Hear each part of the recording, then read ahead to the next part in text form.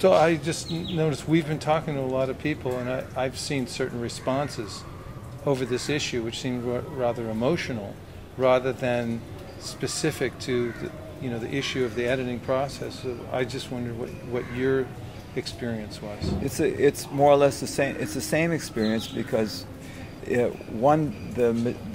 devotees that feel in this way, they feel that the chastity of Prabhupada's books have been violated. So, but the substance of the corrections, that hasn't been analyzed. So I know myself, when I've been reading through the books and I've found some mistakes in the books, what my immediate response was, well, they should be changed. But then, of course, there was the thing that came into my mind when Prabhupada said about Bhakti-Siddhanta, you cannot touch one period, one comma, one colon. But at the same time, the duty of a disciple is to carry the umbrella over the head of his spiritual master, to protect the spiritual master. So these books are going out in the millions, and they're going to all sorts of people, scholars, and people who will look at this in a critical way, and they'll demote the standard from which these books are meant to. They're bringing the highest standard of philosophical treatise and theistic understanding. So everything should be as perfect as possible. So it shouldn't be seen only from an emotional standpoint of view. It should be seen from a practical standpoint of view.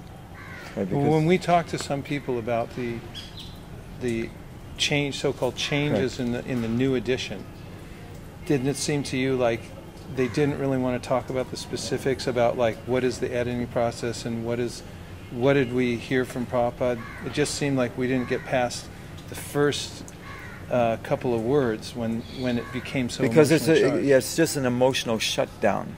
You cannot touch it. That's it, right? But at the same time, then that means that my father told me not to go swimming in the river, right? So, but I see somebody drowning in the river. So, what should I do? Should I say, well, my father told me not to go swimming and I'll let the person drown? Or I can swim and I should go and help the person? So there should be some type of practical point by which we actually get the job done. It's a form versus substance. Form versus substance. So what is the basic tenet of correcting the book? Is to exemplify the dignity of Srila Prabhupada. And not to change, and not in any ways change what Prabhupada has said, but if there is some obvious mistakes, they should be corrected. Remembering back to some of our conversations with some of the devotees, when we brought up the fact that there are some glaring mistakes in the Macmillan edition, they then agreed that those mistakes are there, and then we said, well then, should we go ahead and present it anyway? And they said, well no, we should change those. And say, what if there's other points?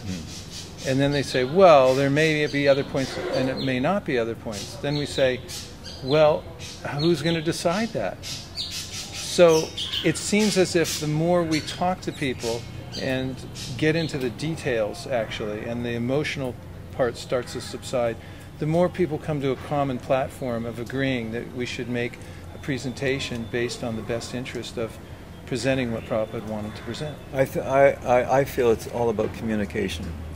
Because the reason that a lot of devotees feel upset is because they're not understanding the reason why it has been these activities of changes or corrections have been made. So it hasn't gone out in a proper way.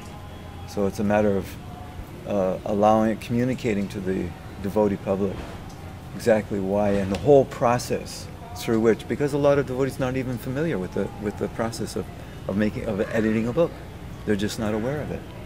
So I think the more that it is explained thoroughly and clearly, then a lot of these doubts will be alleviated.